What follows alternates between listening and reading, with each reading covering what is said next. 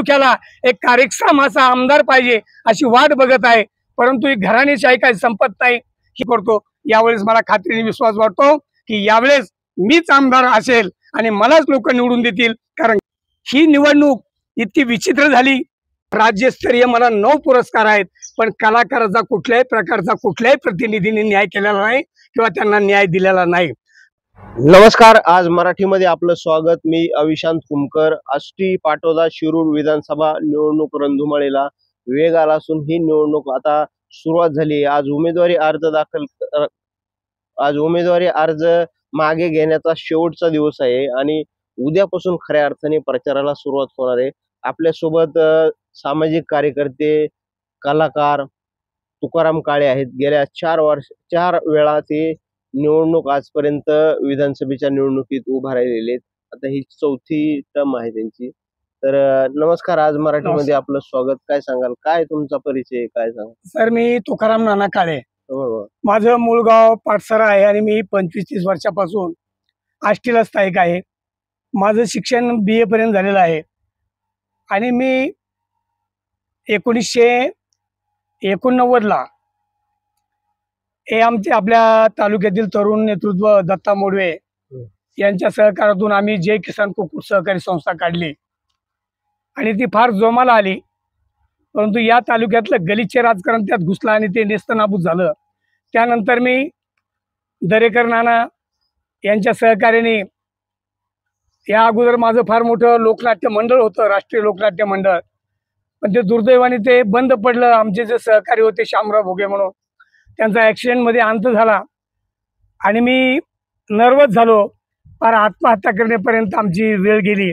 त्याच्यानंतर आपल्या महाराष्ट्रातील महान नेते, महामानव डॉक्टर बाबा आमटे यांनी कन्याकुमारी ते पंजाबपर्यंत भारत जोडो नावाचं एक अभियान काढलं होतं आणि मग इथं मरण्यापेक्षा कुठेतरी शहीद होऊन मरावं म्हणून मी श्रीरामपूर ते पंजाबपर्यंत बाबा आमटे यांच्या भारत जोडो अभियानमध्ये सामील झालो। सामील झाल्याच्या नंतर मी 2.5 महिने ताई आणि बाबांच्या सहवासात राहिलो। भाबरागड, सोमनाथगड, वरोरा या ठिकाणी मी राहिलो। तिथून आल्याच्या नंतर दरेकर नानांनी सांगितलं की एवढा मोठा माणूस हा परेशानीत आहे, याला कुठेतरी आपण जॉईंट केलं पाहिजे, म्हणून मला ग्रामपंचायतला उभं राहण्याची मोडवे साहेब आणि दरेकर नानांनी हे केलं आणि पारसाळा गावामध्ये मी ग्रामपंचायतला निवडून आलो। सलग मी 10 वर्षे ग्रामपंचायतमध्ये मेंबर म्हणून होतो। त्याच्यानंतर हे या तालुक्यातलं राजकारण पाहता, जातीपातीचं राजकारण, तटागटाचं राजकारण, इथं सुशिक्षित बेकाराला कुठला न्याय नाही, कारखानदारी नाही किंवा विकासात्मक कुठलाही इथं व्यवसाय नाही। MIDC आहे ती बंद पडलेली आहे। या ठिकाणी खोतकरूजी मुलं आहेत, शाळेची कॉलेजची स्टुडंट जे आहेत, खेळाडू मुलं आहेत, यांच्यासाठी कुठं स्टेडियम नाही, कुठं समाज कार्यालय नाही किंवा कुठं सांस्कृतिक कार्यालय होतं मार्केटमध्ये, तेही पाडलं गेलं, बरखास्त झालं। तिथेही कसल्या प्रकारची सुविधा नाही किंवा मुलांसाठी रोज सुशिक्षित बेकार रोज बाहेर पडतात, यांच्यासाठी कामाची कुठे सुविधा केलेली नाही किंवा कारखानदारी नाही। इथं नुसतं जाती ताटीचं तटागटाचं राजकारण केलं जातं, पोट भरण्याचं घरंदाज राजकारण केलं जातं। आतापर्यंत 50 वर्षापासून आपण ज्यांना प्रतिनिधित्व दिलं, ज्यांना निवडून दिलं आपण, उदाहरणार्थ दस साहेब आहेत, दस अण्णा आहेत, दरेकर नाना आहेत, भीमराव धोंडे साहेब आहेत, यांना 50 वर्षापासून आपण सत्ता दिली, पण कुठल्या प्रकारचा यांचा विकास आपल्याला या तालुक्याला मिळालेला नाही किंवा दिसून येत नाही। हे नुसतं पोट भरण्याचं काम करण्यासारखं दिसत आहे आणि पब्लिक म्हणून यांच्यावर नाराज आहे। आज पब्लिक एका कार्यक्षम नेतृत्वाची वाट बघत आहे की आम्हाला या तालुक्याला एक कार्यक्षम असा आमदार पाहिजे अशी वाट बघत आहे, परंतु ही घराणेशाही काही संपत नाही। हेच यांचीच घरातलीच माणसं उभी केली जातात, यांना निवडून आणायचा पैशाच्या जोरावर प्रयत्न केला जातो, खूप मोठ्या प्रमाणामध्ये पैशाची धुळदाण केली जाते, पण सामान्य उमेदवाराला इथं न्याय दिला जात नाही। याचं कारण एक आहे दहशतवाद, पैसा, आणि याच्यावर ही निवडणूक खेळली जाते, पण खऱ्या अर्थाने चरित्राची निवडणूक इथं खेळली जात नाही। आज मी 2009, 2014, 2019 आणि आज परत मी 2019 ची विधानसभेची निवडणूक लढवत आहे।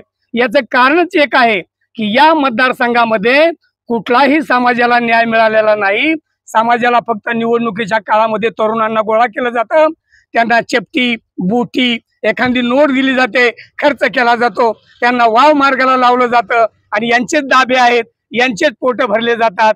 म्हणून हे खऱ्या अर्थाने चुकीची प्रतिनिधित्व या तालुक्याला मिळालेलं आहे. म्हणून यावेळेस जसं जुन्या अर्थामध्ये 12 जणांची आई कुत्र्याने खाल्ली होती, आज या तालुक्याची परिस्थिती तशी आहे. आणि म्हणून आज मला 101% म्हणजे माझ्या मनाला विश्वास वाटतो की या रणधुमाळीमध्ये मी एक गरीब घराण्यातला गरीब माणूस, पडेल त्या कामातला माणूस आहे. काय एखादा जर आमच्या गरीब शेतकरी शेतमजूर दलित जर नडला तर त्याच्या बरोबरीने जाऊन मी काम करतो. यावेळेस मला खात्रीने विश्वास वाटतो की यावेळेस मीच आमदार असेल आणि मलाच लोक निवडून देतील. कारण का तो लोक या लोकांवर नाराज झालेले आहेत. लोक यांनी कुठल्याही प्रकारचा लोकांना न्याय दिलेला नाही. पैशाची धुळधाण, काल यांच्या मिटिंगा झाल्या, काल यांनी सभा घेतल्या, 5-5, 7-7 कोटी रुपयाची धुळधाण केली गेली. तेच जर पैसे एखाद्या शाळेला दिले, एखाद्या गोरगरिबाला मदत केली, एखाद्या अनाथ आश्रमाला मदत केली, एखाद्या होतकरू एखाद्या खेळाडूला जर मदत केली, हे आदरा अमर होतील, यांचं कुठेतरी कार्य दिसेल. पण असं काही दिसलं जात नाही. म्हणून या तालुक्यामध्ये हा एक फार मोठा अन्याय आहे. हे अन्याय केले जातात, जातीपातीचं तटागटाचं राजकारण केलं जातं. म्हणून याच वेळेस मीच आमदार होईल अशी मला आशा वाटते. गेल्या अनेक वेळापासून तुम्ही ह्या निवडणुकीमध्ये उभा राहत आहे. पहिल्या निवडणुकीत आणि आताच्या निवडणुकीमध्ये काय बदल? पूर्वीच्या निवडणुकीमध्ये कसल्याही प्रकारचा पैशाचा वापर केला जात नव्हता. एक कुणीतरी उमेदवारांनी यायचं, 2-3 कार्यकर्त्यांनी यायचं, गावामध्ये बैठक घ्यायची आणि सांगायचं की आपल्याला 1 जणांनी जे ठरवलं जाईल त्या ठिकाणी माणसं जायची आणि उमेदवाराला निवडून द्यायची. पण आज ही निवडणूक इतकी विचित्र झाली. बाप एका पक्षाचा, मुलगा एका पक्षाचा, सून एका पक्षाची, आई एका पक्षाची आणि सगळ्याचा पैसा हा काळा पैसा जी या मेंबरांनी प्रतिनिधींनी गोळा केलेला आहे त्याचा अमाप वापर केला जातो. अहो 2-2 हजार रुपयांनी भाडे करू आणून सभा घ्यायच्या, यांना खाण्यापिण्याची दाब्यावर सोय करायची आणि निवडून यायचं, पैशाच्या जोरावर निवडून यायचं, परत यांच्याकडे लक्ष सुद्धा द्यायचं नाही. ही परिस्थिती या आजच्या निवडणुकीच्या काळामध्ये आहे. ही चुकीची परिस्थिती आहे. कारण खऱ्या अर्थानं खऱ्या प्रतिनिधीला न्याय मिळत नाही आणि नको त्या माणसाला पैशाच्या जोरावर न्याय दिला जातो आणि नको ते प्रतिनिधी या तालुक्याला निर्माण होतात. तुम्ही कलाकार पण आहे. गेल्या काही दिवसापासून वेगवेगळ्या माध्यमातून जनजागृती करत आहात. परंतु कलाकार आष्टी तालुक्यात, आष्टी मतदारसंघामध्ये मोठ्या प्रमाणात त्या कलाकारांना कुठं न्याय भेटतोय का? सुविधा आहेत का? कुठली सुविधा नाही सर. आज मी 1980 पासून कलाक्षेत्रामध्ये आहे. मला कलाक्षेत्रामध्ये 32 पुरस्कार आहेत. राज्यस्तरीय मला 9 पुरस्कार आहेत. पण कलाकाराचा कुठल्याही प्रकारचा कुठल्याही प्रतिनिधींनी न्याय केलेला नाही किंवा त्यांना न्याय दिलेला नाही. आज त्यांच्यासाठी कुठलंही एखादं सांस्कृतिक मंडळ म्हणा किंवा एखादं सभागृह किंवा नाट्यगृह इथं होण्याची, आष्टीमध्ये असण्याची फार गरज आहे. कारण फार मोठ्या प्रमाणामध्ये इथं कलावंत आहेत. इथं आपला मांडव्याचे आपले अविनाश साबळे हा खेळाडू आहेत, राष्ट्रीय पातळीवर तशा प्रकारचे अनेक खेळाडू तयार होतील. त्यांच्यासाठी एखादं स्टेडियम पाहिजे, एखादं कलाकार सुरेश विश्वकर्मा, हो कलाकार, आणखी आपल्या तालुक्यातले सिनेस्टार विश्वकर्मा अशासारखे महान कलावंत या ठिकाणी आपल्या आष्टीच्या मातीमध्ये जन्माला आलेले आहेत. पण यांच्यासाठी कुठलं एखादं थिएटर नाही किंवा सभागृह नाही किंवा एखादं बसायला यांना जागा नाही. तर ही यांच्या डोक्यात येत नाही. प्रतिनिधी ज्यांना निवडून दिलं, यांना निवडून गेल्याच्या नंतर यांचा ज्यांना हिशोब लागत नाही की आपण काय लुटतोय, कुणाचं लुटतोय, कोणाला खातोय, कोणाला फासवतोय. म्हणून ही निवडणूक ही खरे वैचारिक निवडणूक आहे. ही पैशाची निवडणूक नसून लोक आंबाट झालेले आहेत. लोकांना हे नको आहेत आणि म्हणून मला विश्वास वाटतो की या वेळेची निवडणूक मी तुकाराम नाना काळेच जिंकणार आहे असा माझा ठाम विश्वास आहे. आष्टी तालुक्यामध्ये गेल्या 50 वर्षापासून पाहतो आजबे, धोंडे, धस, दरेकर यांच्या भोवतीच राजकारण फिरत आहे. पण फिरत असताना लोक निवडून देत आहेत हे साहजिक आहे. परंतु दुसरीकडे जो विकास व्हायला पाहिजे तो झालाय का?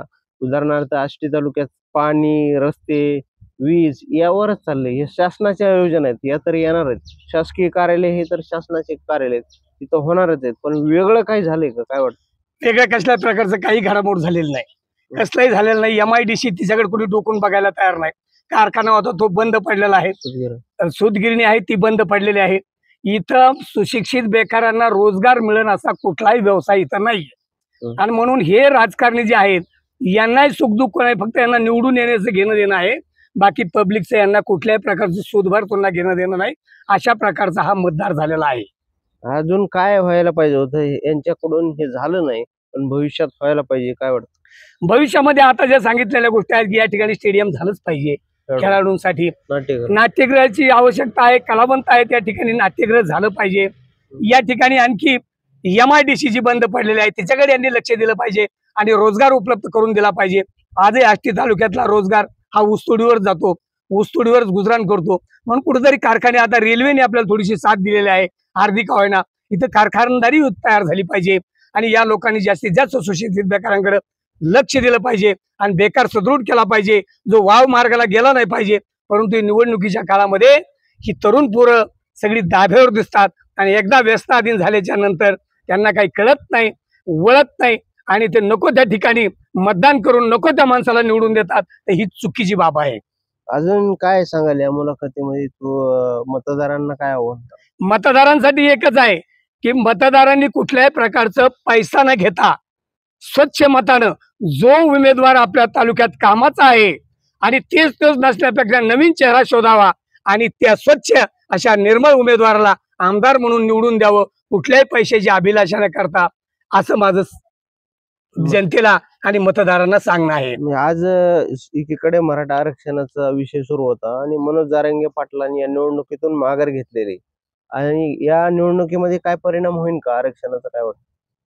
आता आरक्षणाचा तशा प्रकारे जो थोडासा परिणाम होऊ शकतो, कारण पब्लिकच्या मनावर बिंबलेला आहे मराठा आरक्षण, मराठा आरक्षण. कारण जातीवाद असल्यामुळे एका थोडा बदल होऊ शकतो, पण इतका असा काही बदल होणार नाही. लोक वेगवेगळ्या पद्धतीने वेगवेगळ्या मार्गाने जाणार, काही पैशाच्या मार्गाने जातील, काही दहशतीच्या मार्गाने जातील, काही मन मिळवायच्या स्वभावाच्या मार्गाने जातील, पण इतका असा मोठा काही परिणाम होणार नाही. काय तुम्ही आता निवडणूक लढवताय काय सांगा? निवडणूक मी याच्यासाठी लढवतो की ज्या ठिकाणी आतापर्यंत 50 वर्षाच्या काळामध्ये आष्टी तालुका, आष्टी पाटोदा, शिरूरच्या मतदारसंघातील लोकांना खऱ्या अर्थाने कसल्याही प्रकारचा न्याय मिळालेला नाही, कुठल्याही प्रकारची सुविधा झालेली नाही. हे राजकारण जे आहे, जे विद्यमान आमदार झाले आजी माजी यांच्या भोवतीच फिरत आहे. इतर नवीन चेहऱ्यांना इथं संधी मिळालेली नाही, म्हणून काहीतरी बदल व्हावा असं माझी इच्छा आहे. काय सांगाल या मुलाखतीच्या शेवटी काय? लोकांनी हेच केलं पाहिजे की लोकांनी स्वच्छ निर्मळ मनाचा आणि नवीन चेहरा शोधावा आणि त्याला आमदार बनावा. आणि माझ्यासारख्याची निवड झाल्यास मी नक्कीच या मतदारसंघाचा विजय करीन, विकास करीन, अशी मी तुम्हाला आव्हान करतो, विश्वास देतो. आपण पाहिलं की होते तुकाराम काळे, सामाजिक कार्यकर्ते. गेल्या 4 पंचवार्षिक निवडणुकीमध्ये त्यांनी आष्टी विधानसभा निवडणुकीमध्ये उभा राहिलेत आणि त्यांना प्रतिसादही मिळत असल्याचं ते सांगत आहेत. या निवडणुकीत सुद्धा आपण जोरदारपणे प्रचार करणार आहोत आणि जनतेने मला संधी द्यावी असं त्यांचं मत आहे. अविशांत कुमकर, आज मराठी न्यूज, आष्टी, जिल्हा बीड.